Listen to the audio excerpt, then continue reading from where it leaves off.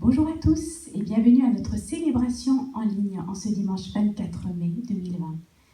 Nous sommes là pour louer et honorer notre Seigneur et je vous invite à offrir à notre Seigneur notre reconnaissance.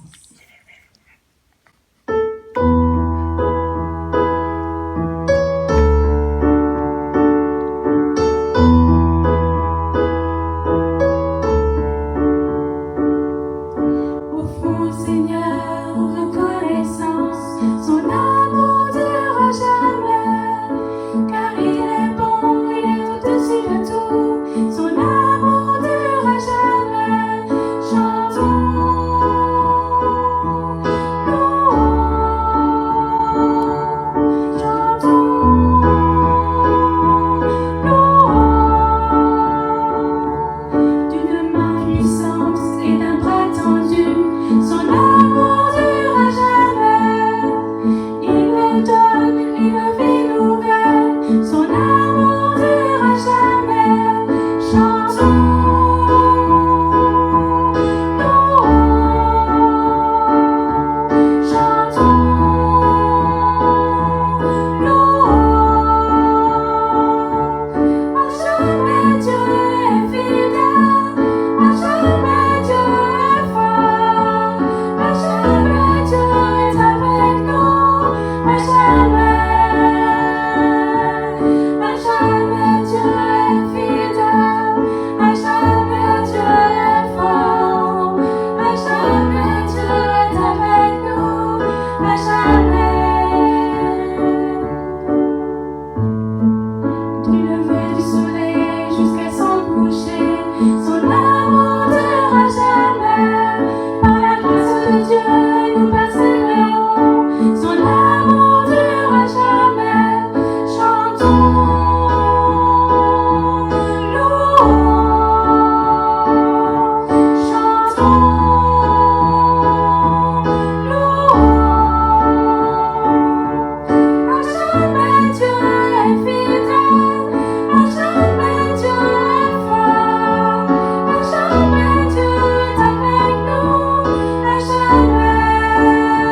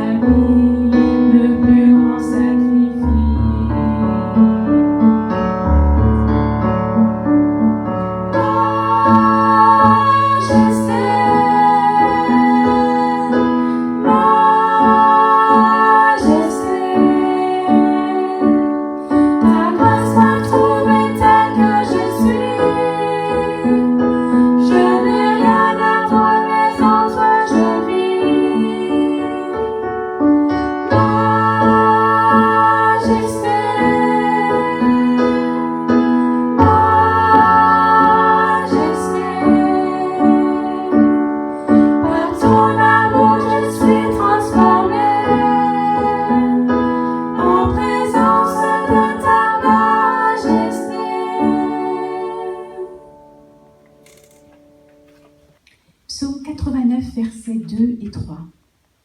Je veux chanter à jamais les bontés de l'Éternel et proclamer d'âge en âge sa fidélité. En effet, je peux le dire, ta bonté est établie pour l'éternité.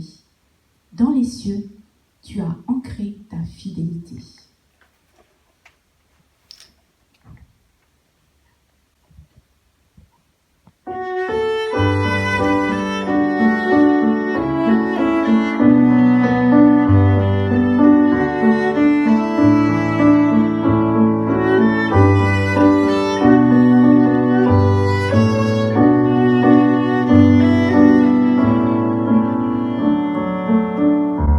Bénis Dieu,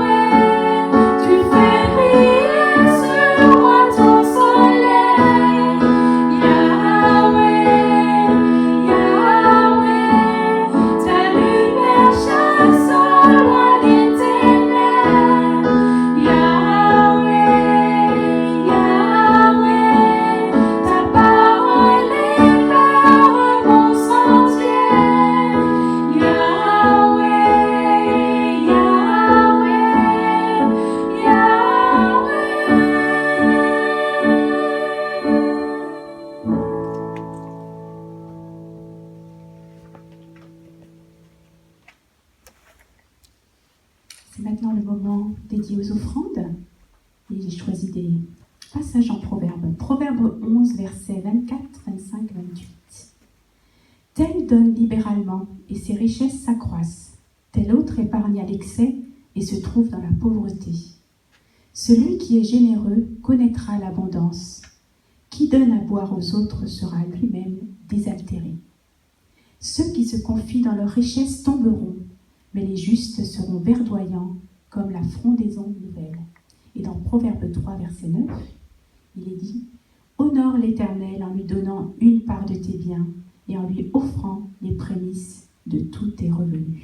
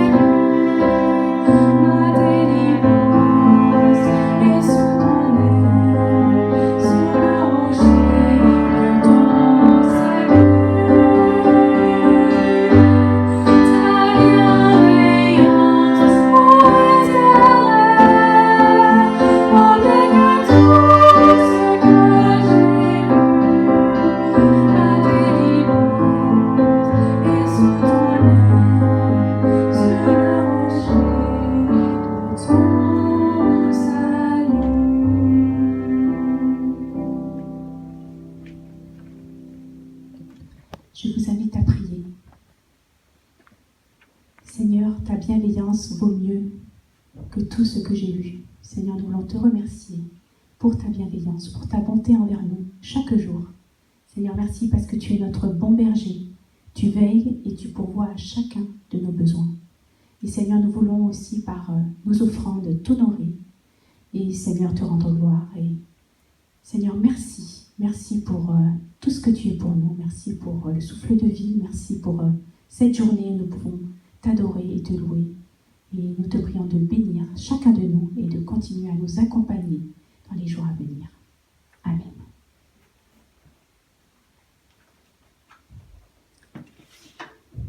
ça aussi à nos enfants. Les enfants, nous avons choisi un chant spécialement pour vous. C'est un petit canon, donc nous allons d'abord le chanter tous ensemble et ensuite nous allons faire deux voix distinctes. La première voix, donc Leslie commencera d'abord et puis ensuite Anne-Laure prendra le même chant en décalé d'une strophe. Voyez de quel amour le Père nous a tous aimés.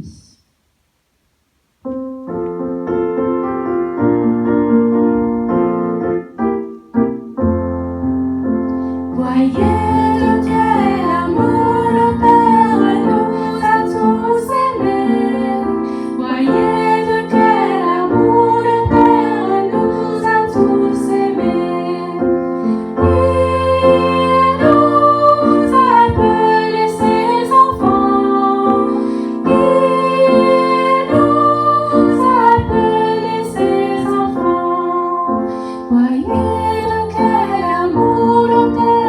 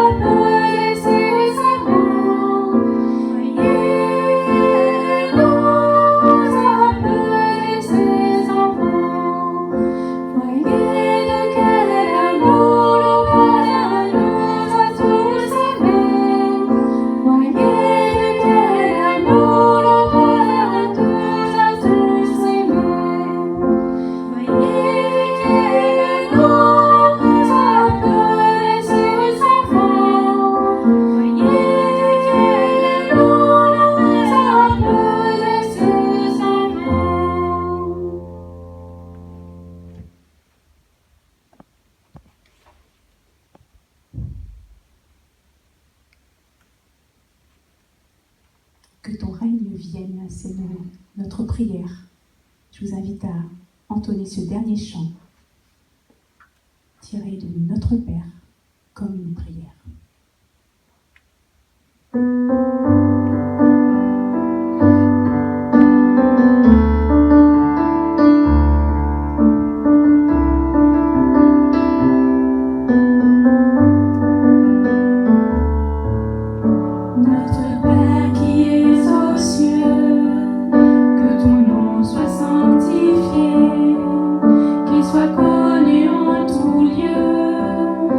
Soit loué, honoré, notre Père.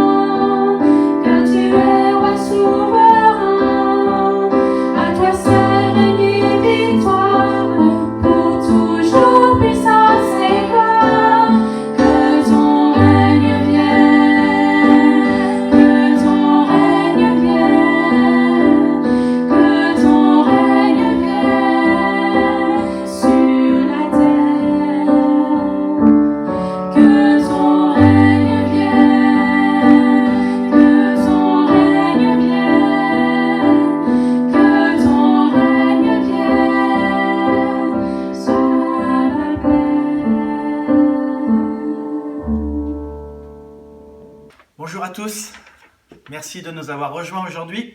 Si vous êtes parmi nous pour la première fois, que vous fassiez partie de l'Église ou non, nous voulons vous souhaiter la bienvenue. Et je vous propose donc de regarder aujourd'hui ce que Dieu nous dit sur le fait que nous sommes en sécurité dans les bras du Père. Alors, prenez votre Bible, ouvrez-la s'il vous plaît à Jean 10, et puis je vous invite aussi à mettre sur pause et à prendre donc sur unenouvelleenglise.fr/célébration-en-ligne, prendre le document du culte. Vous trouverez dans le document du culte bien les notes du message, également la super histoire qu'Anne-Laure a fait avec des Playmobil. C'est toujours fait de manière superbe. Je crois que Leslie participe aussi ardemment à épauler sa sœur, qui épaule sa mère, donc tout le monde s'épaule.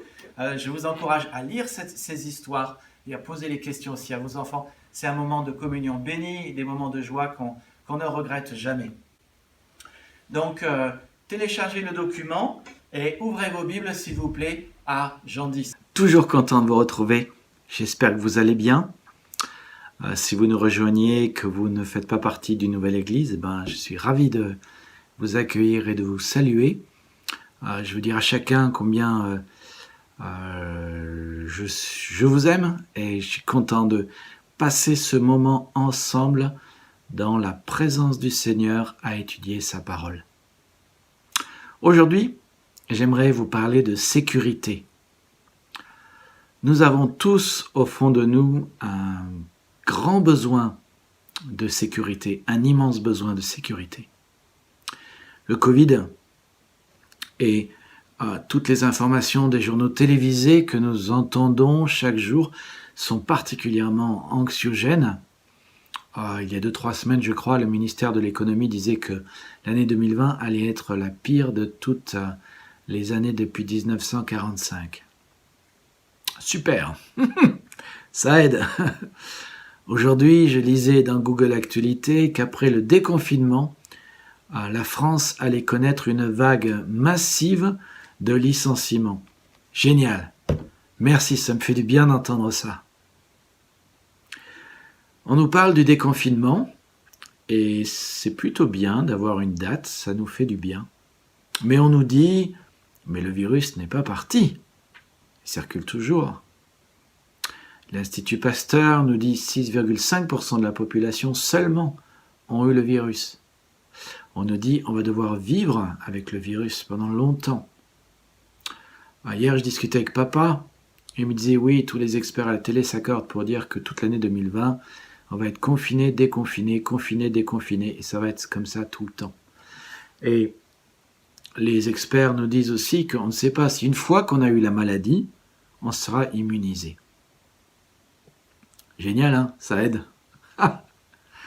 Je ne sais pas si vous avez certains réflexes, mais je pense que c'est bien d'avoir certains réflexes.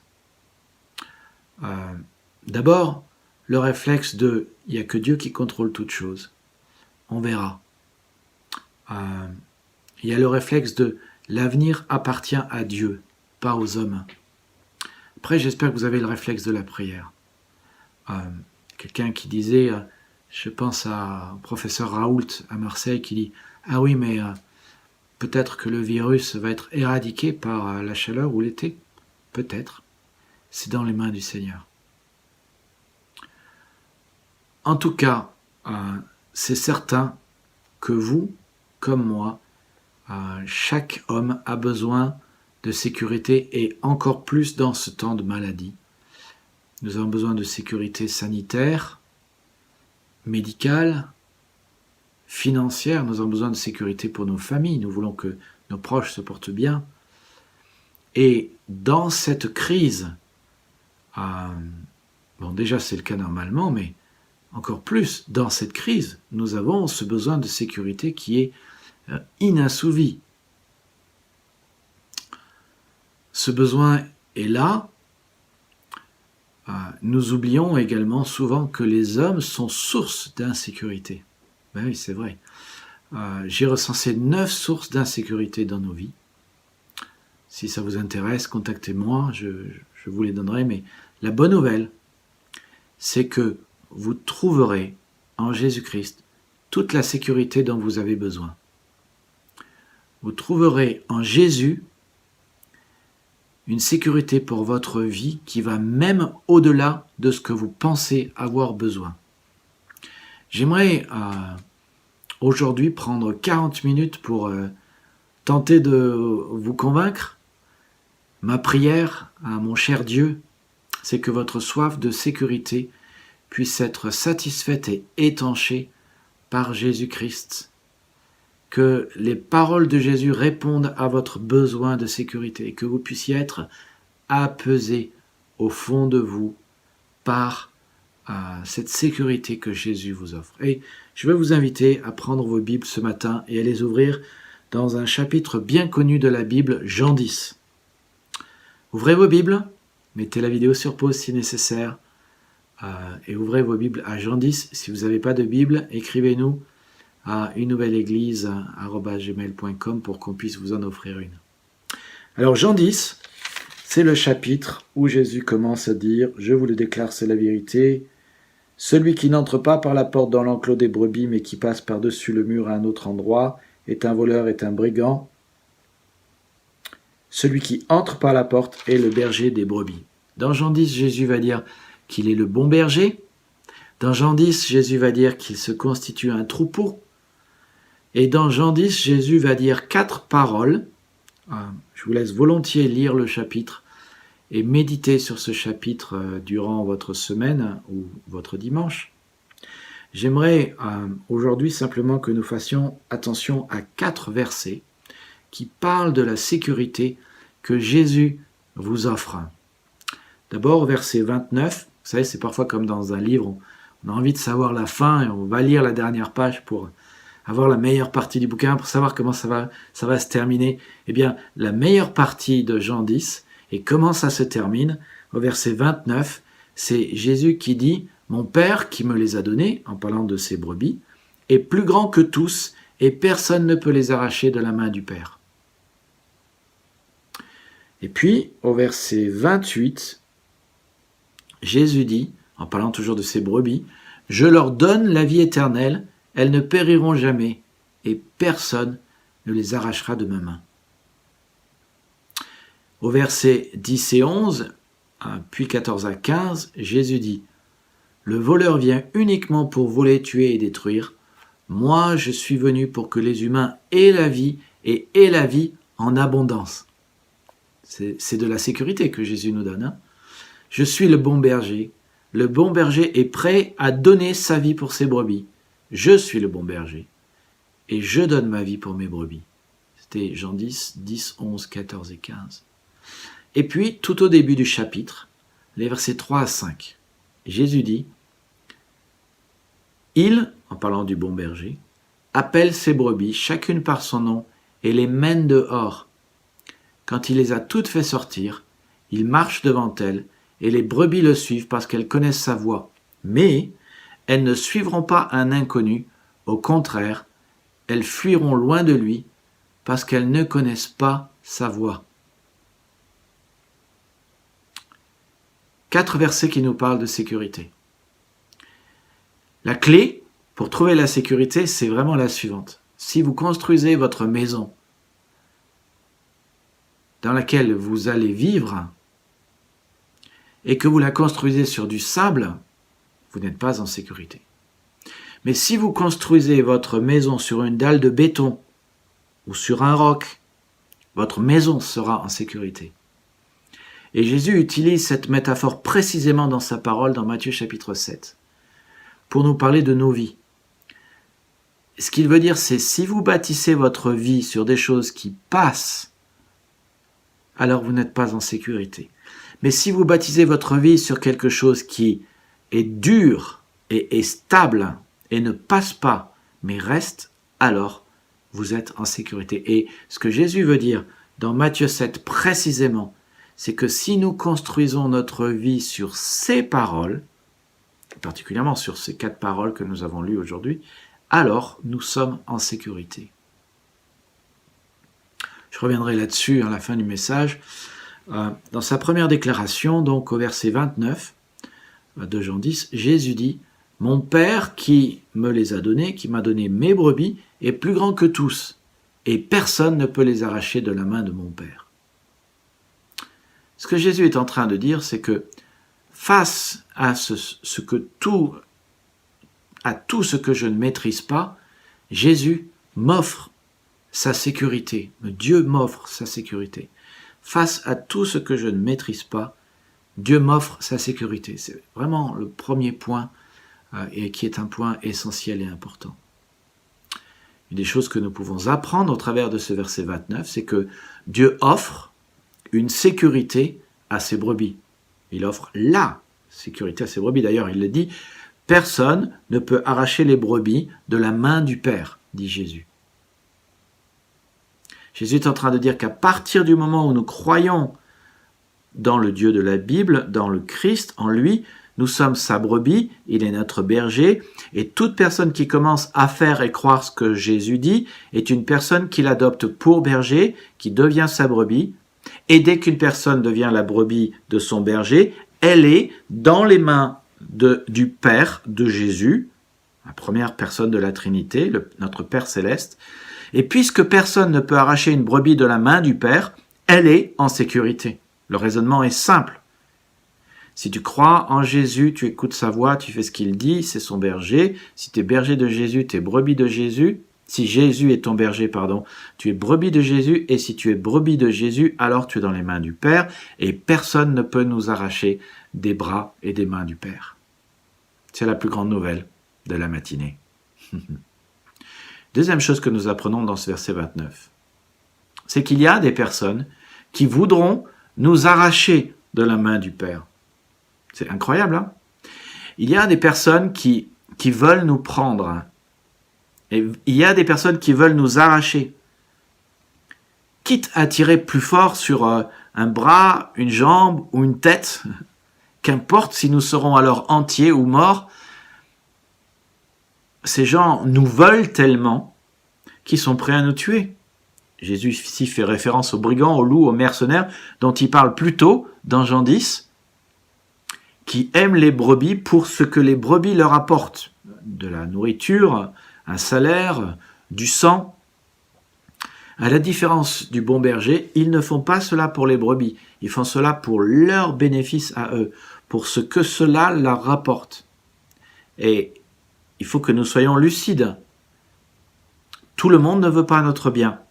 Il y a des personnes qui nous veulent pour de l'argent, pour notre vie, pour ce qu'on pourrait leur apporter. Romains 8, 38 nous parle des personnes ou des choses qui veulent nous arracher des mains de ce Dieu qui nous aime fort et qui veut nous protéger. Oui, j'ai la certitude que rien ne peut nous séparer de son amour, ni la mort, ni la vie, ni les anges, ni d'autres autorités ou puissances célestes, ni le présent, ni l'avenir, ni les forces d'en haut, ni celles d'en bas, ni aucune autre chose créée. Rien ne pourra jamais nous séparer de l'amour que Dieu nous a manifesté en Jésus-Christ notre Seigneur. Il est bien question ici de ce qu'il y a des gens qui veulent nous arracher de l'amour, nous séparer de l'amour de Dieu, nous séparer des bras d'amour de notre Père, des anges, des autorités, des puissances célestes, des forces d'en haut ou d'en bas, des choses créées qui cherchent à nous séparer de Dieu. Mais Dieu nous dit ici, Paul nous dit ici par le Saint-Esprit, ça n'est pas possible. Pourquoi? C'est ce que Jésus dit dans le verset 29 de Jean 10. Parce que personne n'est plus grand que le Père de Jésus. Personne n'est plus puissant que le Tout-Puissant. Le Père de Jésus-Christ, la première personne de la Trinité, le grand Jéhovah, est au-dessus de tout, en haut de la chaîne des puissances et des autorités. Il n'y a pas plus fort que lui. Et dans le grec, dans Jean 10, 29, Jésus dit, quand il dit « Personne ne peut rien arracher de la main de mon Père », dans le grec, c'est « Personne ne peut jamais, jamais enlever mes brebis de ses bras ». Personne ne peut jamais, jamais. Double négation pour nous dire que ça n'est pas possible que cela arrive. Ça n'est pas possible. C'est, en somme, si je puis dire, une double sécurité. Nous sommes dans une double sécurité dans les bras de notre Père. Alors c'est vrai que devant le Covid, qui est une toute petite bête, hein, mais on se sent terriblement plus en sécurité. Vous savez, si on était devant les autorités, les puissances, les forces qui sont en bas ou en haut, qui existent, on se sentirait terriblement en détresse et fragile. Mais la force de Dieu vient au secours de notre faiblesse. Et vous trouverez plein d'exemples de cela dans la Bible. Notre Dieu surpuissant, tout-puissant, vient au secours de notre manque de puissance. Il nous protège, il nous sauve, il nous sécurise. Il nous donne la vie. Quelques exemples, je pense au geôlier de Philippe. Les portes s'ouvrent, les prisonniers s'enfuient, et il va devoir répondre de sa vie, de tous ces prisonniers qui se sont enfuis. Il est prêt à se suicider quand Paul lui dit « Crois au Seigneur Jésus et tu auras la vie sauve, toi et ta famille. » Et c'est ce que le geôlier de Philippe fit. Il crut au Seigneur Jésus, il mit sa confiance en lui, et il a eu la vie sauve. Il a été en sécurité. Je pense à la tempête que les disciples ont dû affronter. Jésus est venu à eux, a apaisé cette tempête. Les disciples ne maîtrisaient rien, ils étaient comme une coque de noix dans un ruisseau. Jésus est venu et par un mot, il a calmé la tempête et ils étaient à nouveau en sécurité. Qu'est-ce que cela veut dire? Cela veut dire qu'il y aura toujours des choses que nous ne maîtriserons pas dans notre vie, soit à l'extérieur, soit à l'intérieur de notre tête, de notre cœur, de notre vie, de notre maison. On ne maîtrisera jamais tout. Ces choses mettront notre vie en danger. Elles menaceront votre sécurité, mais un seul est tout-puissant. Et tant que vous bâtirez votre vie sur d'autres choses que lui, votre sécurité sera menacée.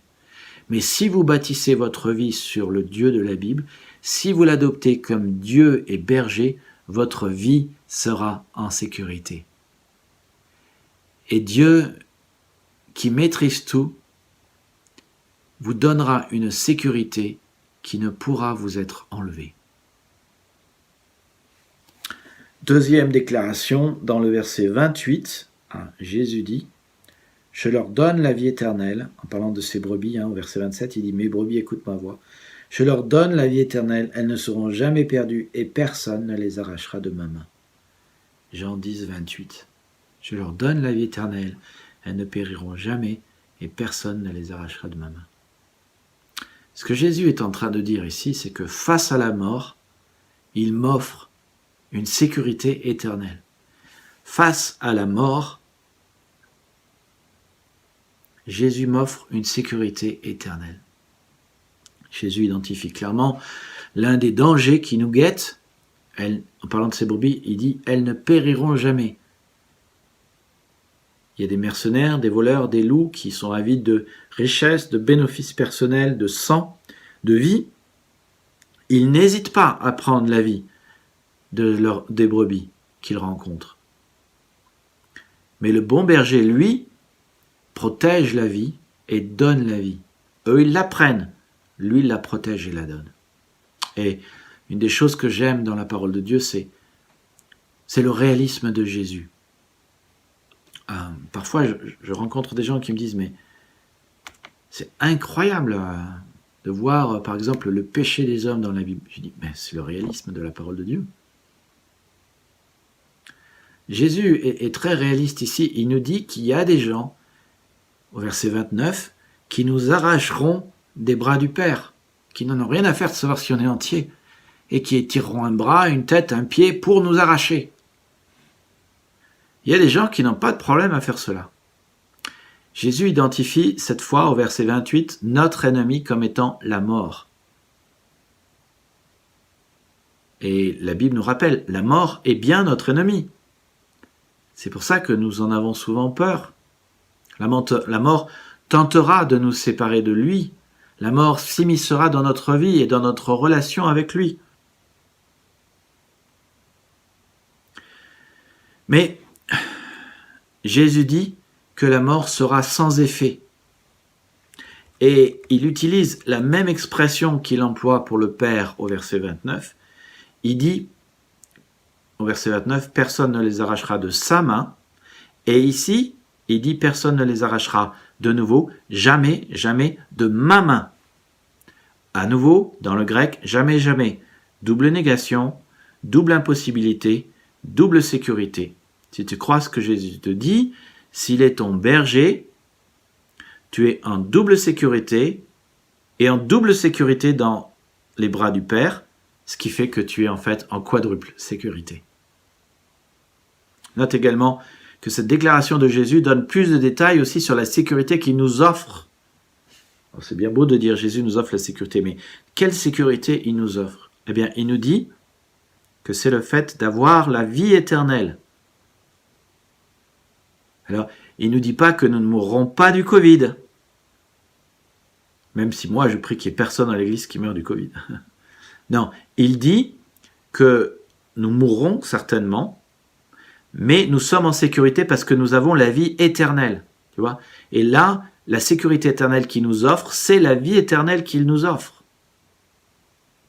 La vie éternelle, c'est de ne pas être arraché de ses bras, et si nous mourrons, d'être certains que nous allons dans sa présence. Ce qui, Paul nous rappelle, est de loin le meilleur. C'est vraiment la félicité, le réconfort, la gloire, le repos éternel auprès de Jésus. N'est-ce pas? Donc je répète, Jésus est réaliste. Il ne dit pas que nous ne mourrons pas du Covid. Il ne dit pas qu'il n'y aura pas des forces et des puissances qui ne nous arracheront pas.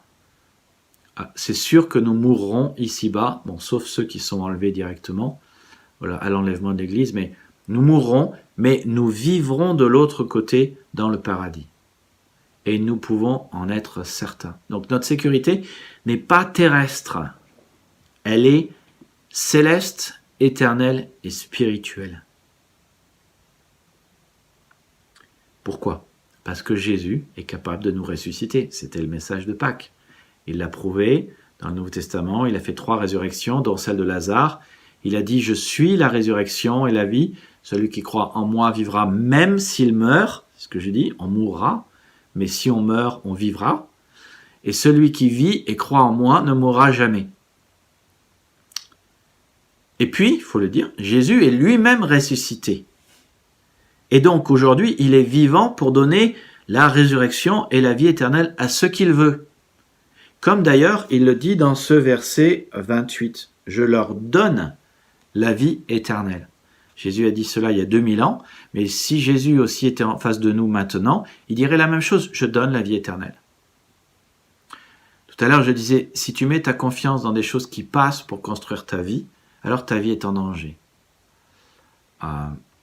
Si tu bâtis ta maison sur le sable, il n'est pas stable. C'est ça ce que je veux dire. Il passe. Ta maison est en danger. Si tu bâtis ta sécurité, ta vie sur ta beauté, par exemple, ta beauté passera. Si tu bâtis ta vie et ta sécurité sur ton intelligence passera. Si tu bâtis ta vie sur une idole, ton idole passera. Tu as besoin de bâtir ta vie sur quelque chose, quelqu'un qui ne passe pas, qui est stable et qui peut vraiment te garantir ta vie et ta sécurité. Eh bien, voilà, Jésus-Christ ne passe pas, il est ressuscité. Il est le même hier, aujourd'hui, éternellement. 500 personnes l'ont vu après sa résurrection et aujourd'hui, il est vivant et ne mourra plus jamais. En fait, c'est le seul qui peut vraiment nous garantir la vie éternelle. Parce que non seulement il est ressuscité et il ressuscite, mais il est vivant et il ne peut plus mourir. Si tu fondes ta vie sur des choses qui passeront, ta vie et ta sécurité passeront. Mais si tu fondes ta vie sur celui qui peut te garantir la sécurité, tu seras en sécurité éternellement. C'est important. Ta sécurité, ma sécurité, nous est garantie par Jésus. Alors, juste un point de réflexion. Est-ce que tu as remarqué ce que Jésus dit au début du verset 28 ? Je leur donne la vie éternelle. Est-ce que tu as remarqué que Jésus dit « je leur donne » ? Souligne ce mot, très important, c'est vital. C'est l'inverse de ce que les voleurs ou le loup font. C'est aussi l'inverse de tout ce que les religions disent. Les religions disent « fais et tu seras sauvé ». Mais Jésus à la croix dit « tout est accompli pour que nous soyons sauvés ». Les religions disent « donne et tu seras sauvé ». Mais Jésus dit « le Fils de l'homme est venu pour donner sa vie et être la rançon de beaucoup ». Les religions disent « donne et tu seras sauvé ». Jésus dit « je donne et tu seras sauvé ». Tu vois la différence ? Les religions disent « fais et donne », mais tu ne sauras jamais si tu en as fait assez. Et tu ne le sauras uniquement que quand tu arrives dans le ciel. Alors que Jésus, et donc les religions nous plongent dans l'insécurité, alors que Jésus nous dit « moi j'agis, moi je fais, moi je donne pour que tu aies tout ce qu'il faut pour que tu aies la vie éternelle et tu peux savoir maintenant si tu l'as ». Les religions et les hommes nous plongent dans l'insécurité. Ouais. Mais Jésus nous apporte la sécurité.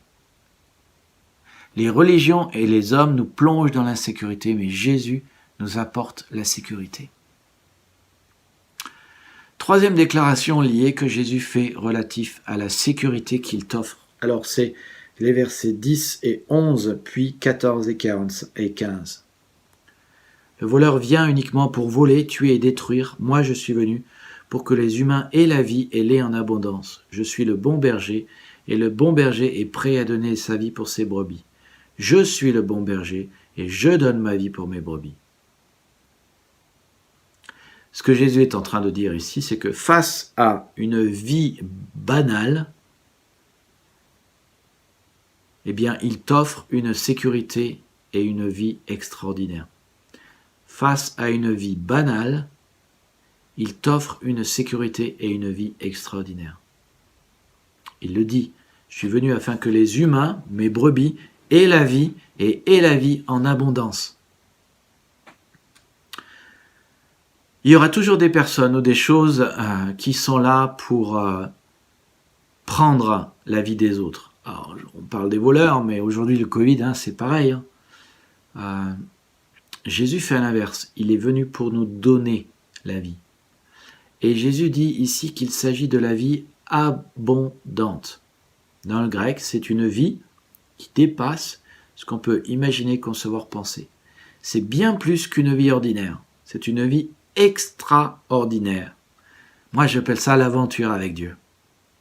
Alors, j'aime résumer cette vie en disant que Dieu nous offre une place au ciel, le pardon des péchés, un plan pour notre vie, sa puissance pour vivre son plan et sa présence pour la vie de tous les jours. J'appelle ça un package extraordinaire. C'est une relation avec lui et c'est une relation d'amour. Le Dieu, créateur de l'univers et de la terre, vous a aimé avant même que vous existiez. Non, votre vie n'est pas un accident. Il vous a voulu, il vous a désiré, il vous a créé par amour et pour vous aimer, pour que vous puissiez avoir une relation d'amour avec lui, où il agit et il vous manifeste son amour et vous l'aimiez en retour. Il veut être votre berger, votre Père céleste, votre ami et votre confident. Ce qu'il a prévu de faire pour vous est extraordinaire. La vie qu'il a prévue pour vous est tout simplement extraordinaire. Et le plan qu'il a prévu pour vous est un plan extraordinaire. C'est une aventure extraordinaire. Alors, je rappelle que d'abord, quand Jésus nous donne une vie extraordinaire, la première chose qui est à la base de tout dans notre relation avec Dieu, c'est la vie qu'il nous donne, qui est une vie extraordinaire. C'est le fait que lui agisse, comme il nous est rappelé dans la Nouvelle Alliance. C'est lui qui agit, c'est lui qui fait qu'on devient son peuple, c'est lui qui écrit sa loi dans nos cœurs, c'est lui qui met son pardon dans notre vie et nous libère de notre péché. C'est lui qui fait qu'on le connaît. Un autre exemple de la vie extraordinaire que Dieu nous offre, vous la trouvez dans Acte 2. Après le discours de Pierre, la multitude des Juifs qui étaient montés à Jérusalem pour la Pentecôte se sont mis à croire en Jésus. Et là, ils écoutent les enseignements de Jésus, ils partagent tout, ils mangent ensemble, ils prient, et le Seigneur fait des prodiges. Une personne les rejoint chaque jour. C'est extraordinaire. La vie extraordinaire que Dieu vous donne est extraordinaire en elle-même. C'est lui qui vous la donne et il fera plein de choses pour vous. Je pense à un exemple, bon, l'exemple est peut-être pas très positif, mais ça montre combien Dieu est capable de faire des choses extraordinaires dans notre vie. Je pense à Étienne, qui a été tué par un certain djihadiste juif du nom de Saul de Tarse. Mais alors qu'il est lapidé, et vous voyez, Jésus est réaliste, nous connaîtrons des gens qui nous arracheront, qui nous tueront, nous connaîtrons la mort, il y aura des choses difficiles. Ce que nous vivons actuellement est peut-être une préparation, d'ailleurs, comme quelqu'un me disait récemment, une préparation à l'Église persécutée. Peut-être qu'un jour nous serons persécutés comme cela, mais voilà, il est là en train d'être lapidé, et je trouve cette phrase extraordinaire. Quand Étienne s'exprime, il dit « Écoutez, je vois les cieux ouverts et le Fils de l'homme debout à la droite de Dieu. » Tu sais, moi, ce que ça me dit? Ça me dit que quand nous traversons des épreuves qui sont énormes, Dieu nous fait des choses extraordinaires pour nous donner la force de traverser ces épreuves. Et il était tellement rempli de force qu'il dit « Seigneur, ne les tiens pas pour coupables de ces péchés. » Il demande à Dieu de leur pardonner. Voilà. C'est dans un sens, l'extraordinaire de ce que Dieu peut faire pour nous. Quand nous vivons des choses difficiles, il nous accompagne de sa grâce pour nous donner la force et le courage de traverser nos épreuves. Alors, quelles leçons pouvons-nous tirer de ce que, face à nos vies ordinaires, Jésus nous donne une vie et une sécurité extraordinaires? Un des enseignements qu'on peut tirer, c'est que même si nous croyons que notre vie est bien ou que nous sommes en sécurité, Jésus nous dit qu'il a une vie bien meilleure pour nous. Une vie extraordinaire. Pas besoin de vivre une vie médiocre, ni une vie sans amour. Dieu a plein de bonnes choses en réserve pour nous. Un plan pour notre vie, une place au ciel, le pardon des péchés, un bon plan, sa puissance, sa présence. Et après, c'est sûr, beaucoup de gens croient ou ont l'impression d'être en sécurité. Mais l'avenir appartient à Dieu.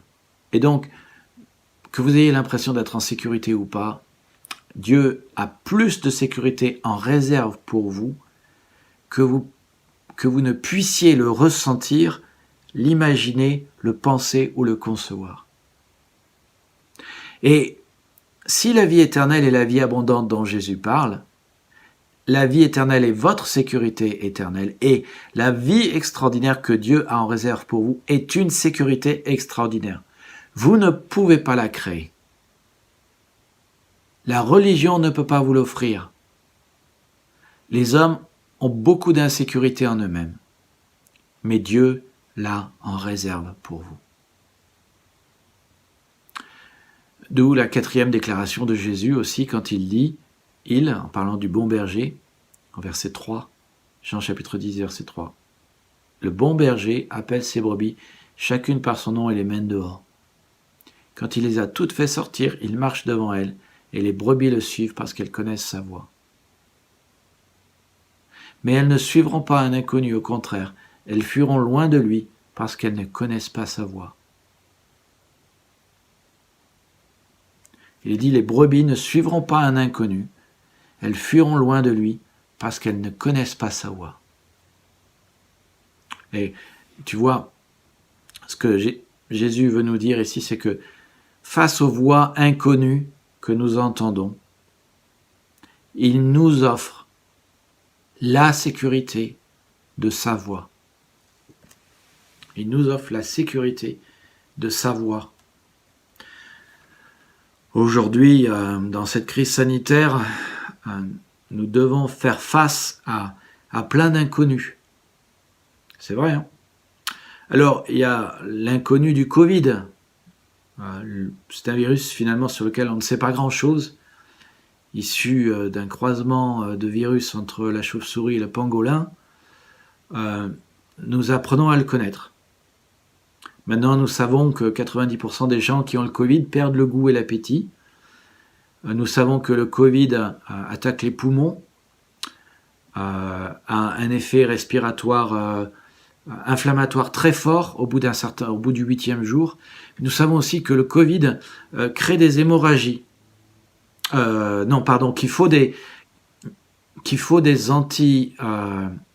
faut fluidifier le sang, en fait. Bon, mais il y a encore plein de choses que nous ne savons pas sur le Covid. Nous ne savons pas aujourd'hui comment gérer la crise.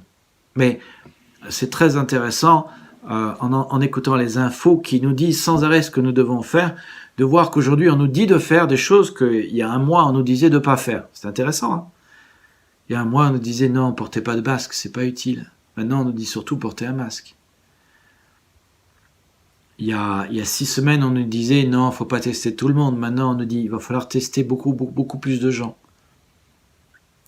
En tant que pasteur évangélique, je suis interpellé de voir des soi-disant prophètes, chrétiens ou non d'ailleurs, qui soit nous sortent des messages type fin du monde, c'est la colère de Dieu, repentez-vous. C'est toujours bon de se caler sur le point de vue du Seigneur, hein, mais il faut voir ce qu'ils veulent dire quand ils disent repentez-vous. Mais j'entends aussi des prophètes qui nous vantent des remèdes miracles. J'ai entendu quelqu'un qui disait buvez du pipi, je vous assure que ça marche. D'autres disent faites une décoction de ceci, faites une décoction de cela. Vraiment, les recettes sortent. Soudainement, il y a des recettes miracles qui sortent de partout. Et des prophètes chrétiens ou pas, et hélas trop souvent chrétiens, qui se mettent à dire juste n'importe quoi. N'importe quoi. Mais on est devant ce phénomène dont Jésus parle ici. Qu'il y a des gens qui viendront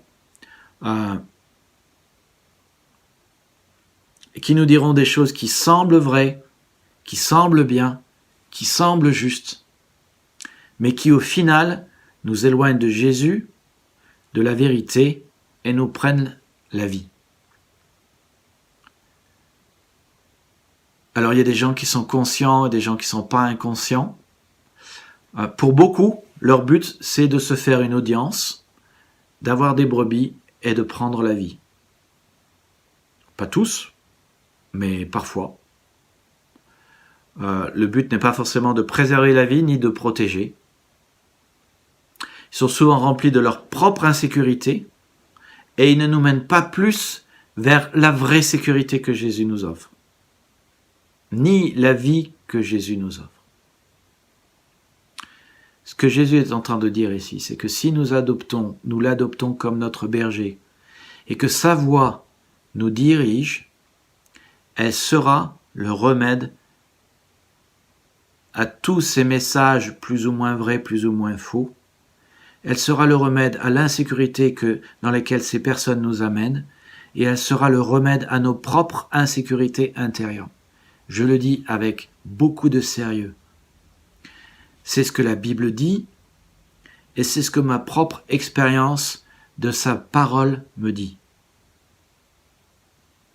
Sa parole calmera vos craintes.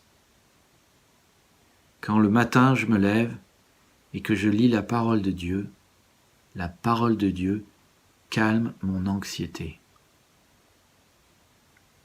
Vous trouverez que ces promesses, la voix de Jésus, calmeront vos angoisses. Quand vous ne savez pas de quoi demain sera fait, quand les médias nous disent que demain il va y avoir une vague de licenciements, les promesses de Jésus calmeront vos angoisses. Sa vérité fera fuir vos doutes. Ce sont nos doutes qui nous mettent dans l'insécurité. Parler à Jésus, prier, calmera vos inquiétudes et vous donnera sa paix. Ne vous inquiétez de rien, mais avec reconnaissance, connaissez la suite des versets. Quand on prie, cela nous apporte la paix. Si vous écoutez Jésus, son pardon fera disparaître votre culpabilité. Et sa guérison fera disparaître vos blessures. Sa grâce fera disparaître tout désir de vengeance. Tout cela sont la parole du Seigneur et sa voix. Et sa voix nous conduit dans la sécurité.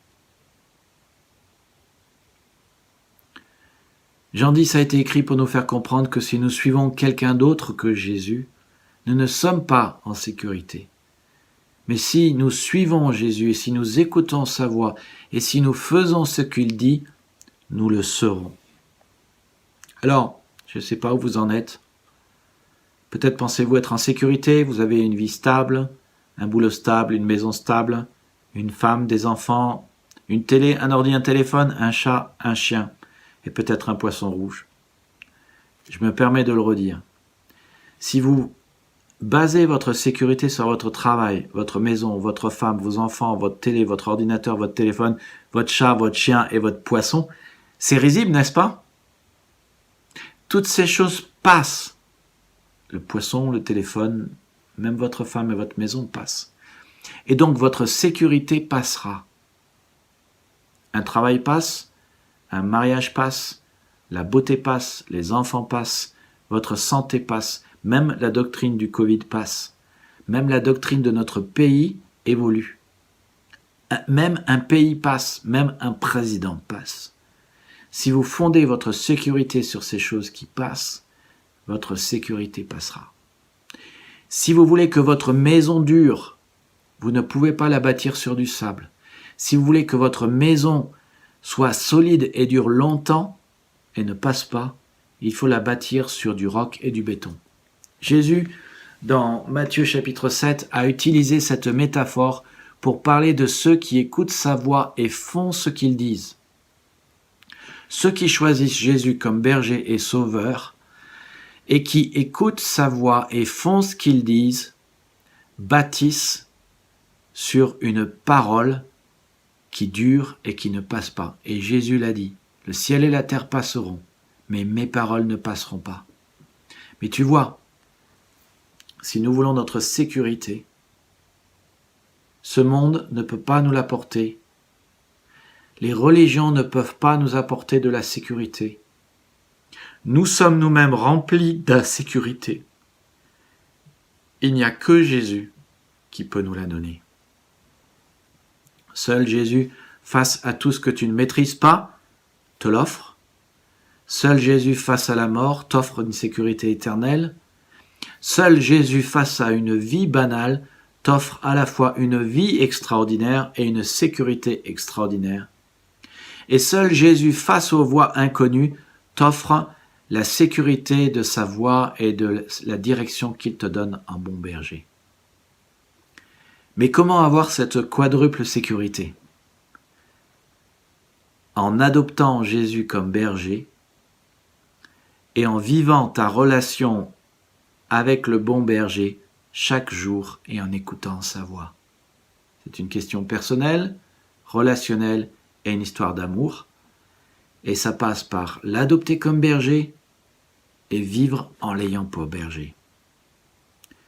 J'aimerais t'inviter aujourd'hui à faire un changement radical pour ta vie, à adopter Jésus comme berger une fois pour toutes et à le mettre en pratique chaque jour de ta journée. Et pour ce faire, il y a deux choses simples à faire. Lui exprimer ta confiance et vivre chaque jour en écoutant sa voix. C'est pour cela, lis la Bible chaque jour. Nous t'en offrons une bien volontiers si tu veux m'envoyer ton adresse par courriel. Je t'envoie une portion de la Bible par la poste. Tu écris à unenouvelle-église@gmail.com, tout attaché, sans action, unenouvelle-église@gmail.com. Lis la Bible chaque jour, va dans une église qui prêche et vit la Bible. Rejoins-nous si tu n'as pas d'autre église. Va dans un groupe de maison pour chaque jour chaque jour, une fois par semaine, écouter la Bible. Et dans ta vie, chaque jour, lis la Bible. Et je t'invite à prier. Si vous n'avez jamais accepté Jésus-Christ comme votre berger, je veux t'inviter à dire cette phrase simple.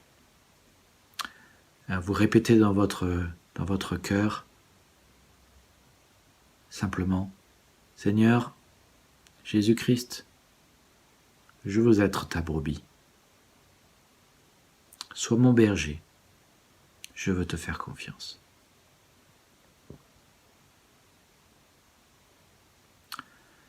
Seigneur, je te prie pour tous ceux qui sont avec moi et m'écoutent en ce moment, qui t'ont déjà accepté comme berger. Je te prie pour que chaque jour, nous ayons comme préoccupation. Je te prie pour eux, je te prie pour moi. Que nos décisions soient toujours prises en écoutant ta voix. Alors aide-nous chaque jour, Seigneur, de nous poser cette question. Alors que nous prions que ton règne vienne, que ta volonté soit faite, aide-nous chaque jour de nous poser la question, quelle est ta volonté pour telle décision que je prends?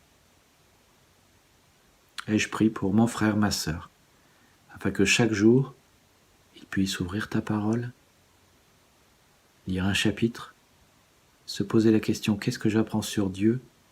Qu'est-ce que j'apprends sur moi? Sur les choses à faire et à ne pas faire.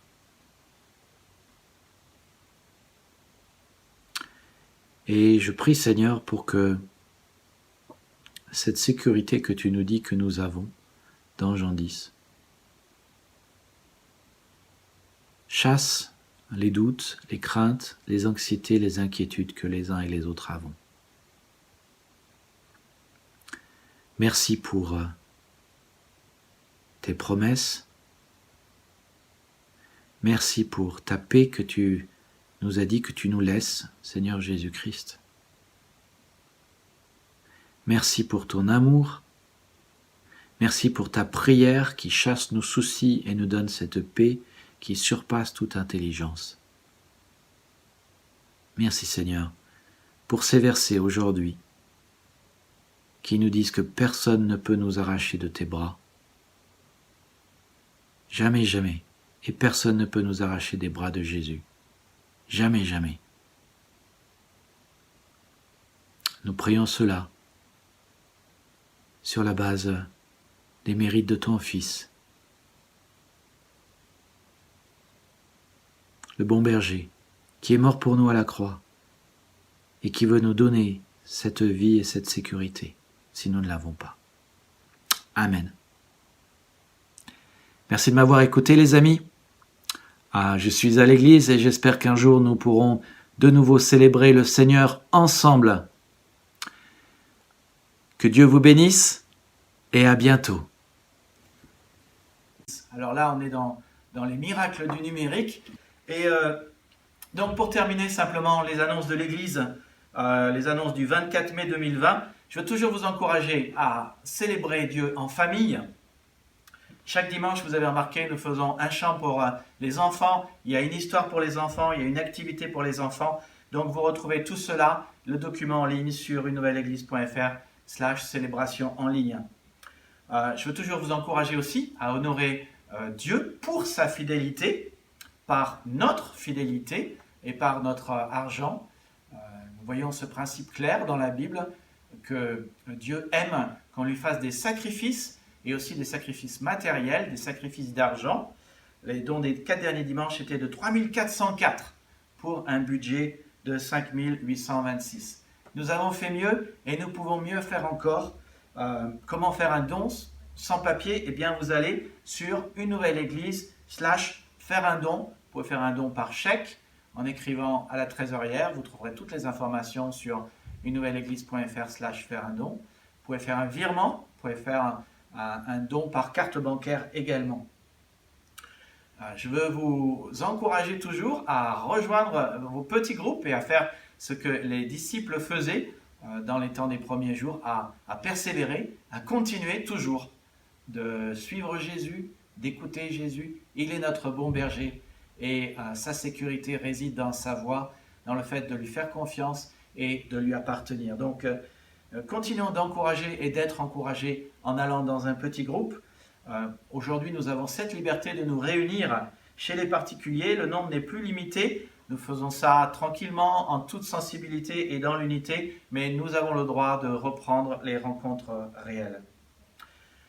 Je veux vous encourager à rejoindre les autres. Aussi, le dimanche matin, on se retrouve tous les dimanches matins à 9h30 sur Skype.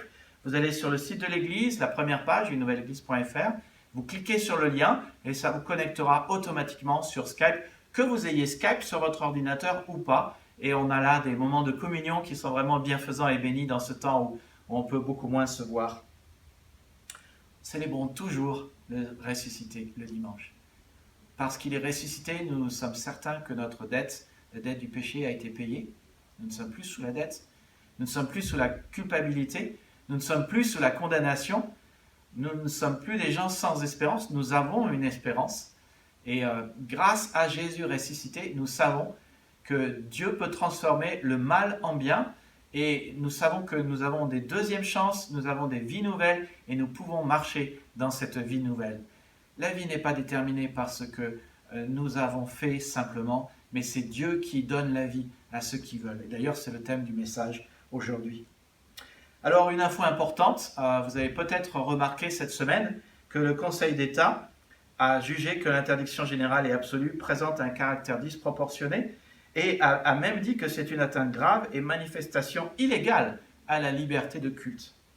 En conséquence, il a enjoint le Premier ministre de modifier le décret du 11 mai 2020. Voilà, nous sommes le 23 mai, samedi 23 mai, dans la nuit derrière, il y a moins de 7 heures. Donc le Premier ministre a déclaré que nous avions de nouveau le droit de nous réunir, mais selon les normes de sécurité qui sont en vigueur dans tout le pays. Donc, nous allons discuter de cela en conseil et prêtez vraiment attention à ce qui va paraître soit par SMS, soit par email, mais dans tous les cas, sur le site web, allez voir le site web. Il est possible que nous nous réunirons donc bientôt. Ça pose des questions de fond, bien sûr, qui sont il faudra qu'une rangée sur 2 ne soit pas occupée et qu'une chaise sur 3 ne soit pas soit occupée. Ça fait environ, j'ai compté tout à l'heure, au maximum 37 chaises. À mon avis, c'est jouable et on peut se réunir. Mais on en discute en conseil très prochainement et je reviens à vous. J'aimerais terminer, comme ça a été notre tradition et comme ça l'est, par un mot d'envoi, puisqu'aujourd'hui le thème ça a été que nous sommes en sécurité dans les bras du Père. Bien sûr, ça ne nous autorise pas à faire n'importe quoi. On n'est pas en train de dire que nous ne devons pas faire attention à ne pas contaminer et à ne pas être contaminés par le Covid. Nous ne devons pas faire attention. Nous ne sommes pas en train de dire que nous ne devons pas faire attention aux règles et aux principes en vigueur pour freiner la contagion du Covid dans ce monde et autour de nous. Nous voulons faire attention à cela, mais la Bible nous rappelle que nous avons une sécurité qui est bien plus grande qu'une sécurité physique ici-bas sur Terre. Et c'est cette sécurité dans les bras du Père, cette sécurité blindée que le Fils et le Père nous offrent, et cette sécurité qui se trouve dans le fait de suivre ce que notre Seigneur Jésus, notre bon berger, nous dit. Dans le psaume 46, nous avons là un psaume qui nous parle de sécurité, et ça sera mon mot d'envoi pour aujourd'hui. Dieu est pour nous un abri sûr, un secours toujours prêt dans la détresse. C'est pourquoi nous n'avons rien à craindre, même si la terre se met à trembler, si les montagnes s'écroulent au fond des mers, si les flots grondent, bouillonnent, se soulèvent et secouent les montagnes. Un cours d'eau répand la joie dans la cité de Dieu, dans la plus sacrée des demeures du Très-Haut. Dieu est dans la cité, elle tiendra bon. Dès que le jour se lève, il lui apporte son secours. Les nations grondent, les empires s'ébranlent, mais Dieu donne de la voix et la terre vacille. Le Dieu de l'univers est avec nous et le Dieu de Jacob est notre forteresse. Venez voir ce que le Seigneur a fait, les actes stupéfiants qu'il a accomplis sur terre.